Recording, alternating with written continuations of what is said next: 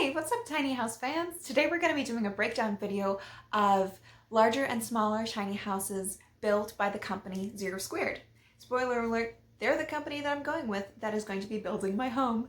Yay! Very excited.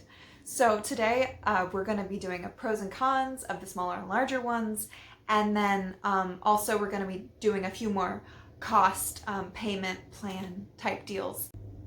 Please stick around to the end of this video if you want to find out which tiny house that I'm gonna end up buying. It will be revealed. Yay! If you want to read the document that I ended up writing for this video with the pros and cons lists associated with each one, and also the financial payoff plans that I have as a sample, then go ahead and click on the description below and you'll find that link down there that should be easy to access for everybody. Additionally, if you want to look through Zero Squared's website, that will also be linked down below because they're wonderful and everyone should check them out because, oh my god, they have 3D walkthrough plans. Guys, how fun are those? I love them so much. So for this video, I'm going to be comparing two tiny houses. One of them is called the Jaunt, that is 23 feet long and around 229 square feet. And the other is the Willow. I'm going to be mostly using the 34-foot model as the model for comparing, and that one is 416 square feet. Both of those square foot measurements do take into account loft space. So there's a lot of reasons why I really like the 23-foot Jaunt model. On the website, the pictures do include a 21-foot model, but I think I would just upgrade another 2 feet to go in there to kind of add a little bit of cushion space. I really like it because it has a built-in deck, which is wonderful, on the edge of the front door, which I think is a nice feature. It's very mobile, and because I live in Oregon, in a region that was affected by wildfires this summer, I think it would be very appealing to be able to theoretically just jaunt off next wildfire season if need be. I really think that it would only fit one person fairly comfortably, and I don't know if I could really live there more than a few years. I don't know what my life is going to look like in 5 years. I could have a spouse, I could have kids, and really 229 square feet with 1-2 other people really just does not sound practical for a long-term investment, which I see a tiny house as. That said, it would be way easier to clean because it's so much smaller than a traditional house. That's really cool. So the cost for the 23-foot long Jaunt, I believe, would be around $48,900. That is just me increasing by $3,000 the current price of their 21-foot long model. And on top of that price, there would also be, I just realized I'm a little off center. There you guys go. Isn't that better? I think it's better. So, right, we've got $48,500 for the main house. And then there's upgrades. So I think I would probably want about $500 worth of kitchen upgrades. That means maybe a slightly nicer countertop and maybe a slightly nicer cabinetry set, which they charge a few $100s for each of those for upgrades. And then also I would be wanting an AC unit / heater mini split system. I like the idea of wood stove heat, especially because it's dry and humidity can be such an issue in tiny houses. But I think I just want the convenience, and I also want the AC built in. And if you're going for electric heat, mini splits are the way to go because they're so much more efficient than furnaces. Also, in such a small unit, I think having a heat recovery ventilator seems like a really nice option because it constantly rotates stale air and fresh air in and out of the house in a kind of nice smooth system while maintaining the heat of the home. I live with a rabbit. He is very sweet. He will be pictured in the video later. His name is Gizmo, and he has hay, and I'm mildly allergic to hay, where I make this cough sound and it's in my throat and I hate it. So having a mini split, or not a heat recovery ventilator to change out the air on a regular basis could be really good for my allergies. Another thing you have to take into account when you're buying a tiny house is the delivery fee. One of the reasons that I actually really liked the tiny house company Zero Squared, which I think I'm gonna end up going with, is that they have a very low delivery fee, even though they live in a different, or they are in a completely different country from where I live right now. I live in Oregon, Pacific Northwest region, right? And a lot of companies I was looking at were in the Midwest, and they wanted to charge $3,000, $4,000, even $5,000 for delivery, which really, that's a lot of money. And I'm trying to do this on a budget, and you can't beat a $1,500 delivery quote, which is what I received. And for those of you who say, well, why don't you just drive over and go get it? Well, as you know, because of the situation surrounding what the world is right now, I can't go get it. It's illegal for me to cross the border. And I don't want to bring my American gyms over to beautiful Canada. Like, they would not be happy with that. And B, I don't know how to drive a tiny house. I've never driven a pickup truck before, and driving a pickup truck with my 50+ grand tiny house sounds like a very stressful recipe for disaster. And I don't know anyone with a nice pickup truck who's willing to do that kind of thing for me. So that's why I'm opting for a delivery fee. I think it's worth it. So if we add all those things that we talked about with the add-ons plus the original cost, we're going to be looking at a cost of $54,000 and, I have to speak really quick, $250. $54,250 for a home. That's pretty good. That is pretty good. I'll give it that. If I put about 20 grand down on that tiny house and paid my tiny house off in 7 years, I would be having payments of around $553, which is pretty nice, but I would also pay more than $10,000 in interest because of the way that tiny house loans work. So that's kind of scary.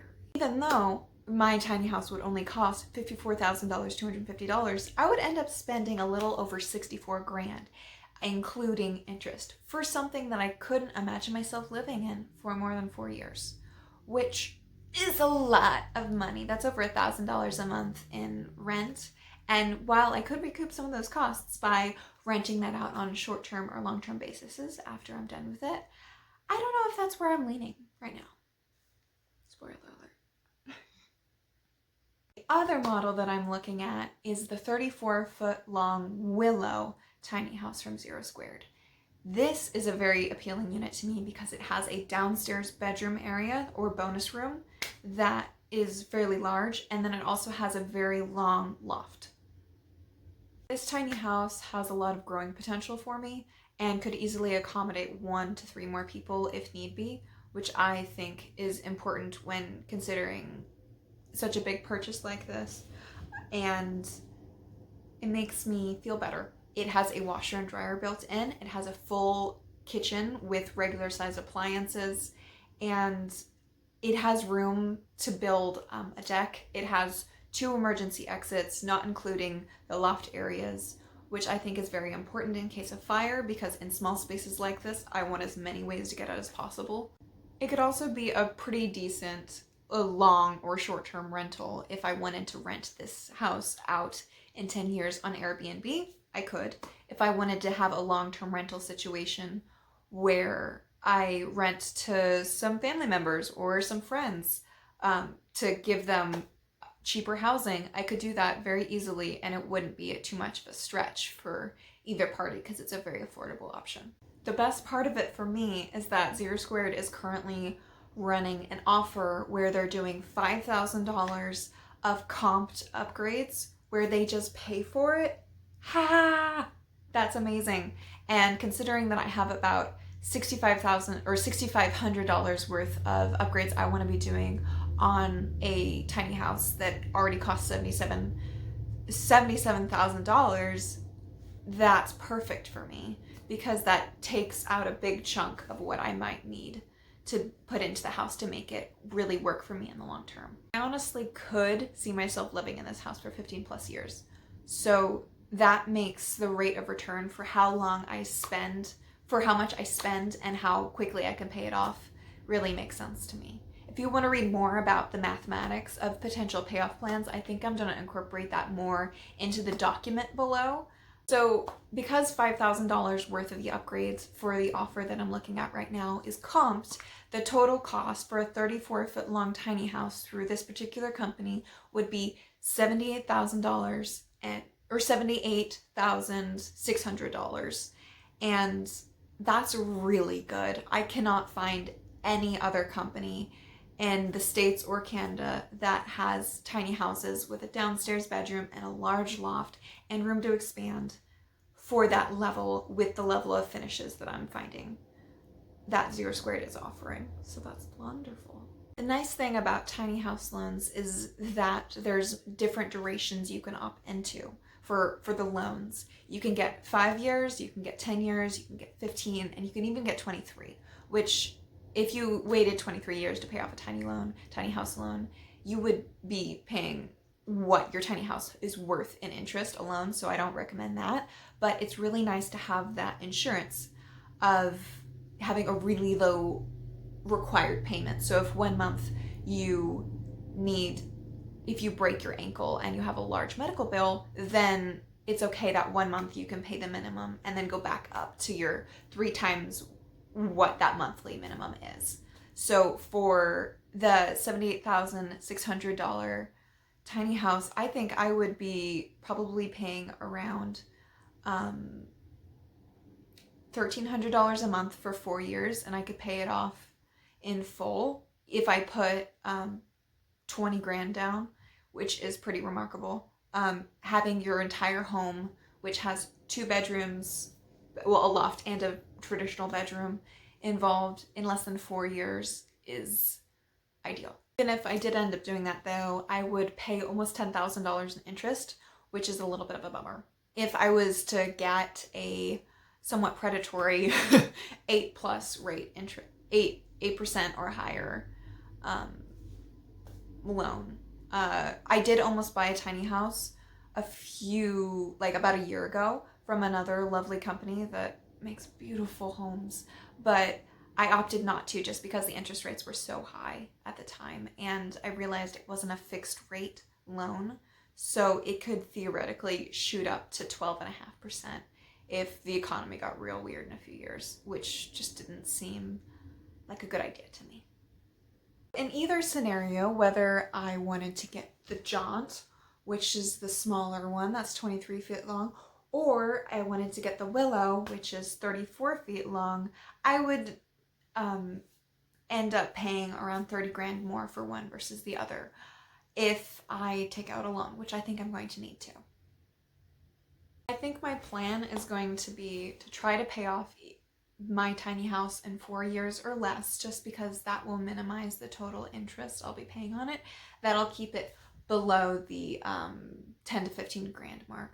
If you're really interested in seeing potential payoff plans versus planned payoff plans versus a 23-year payoff plan and see the math behind each different scenario, I highly recommend you read my document. But the more I'm talking about these numbers, the more I'm realizing that it doesn't translate very well to video. So I just welcome you to go ahead and read that.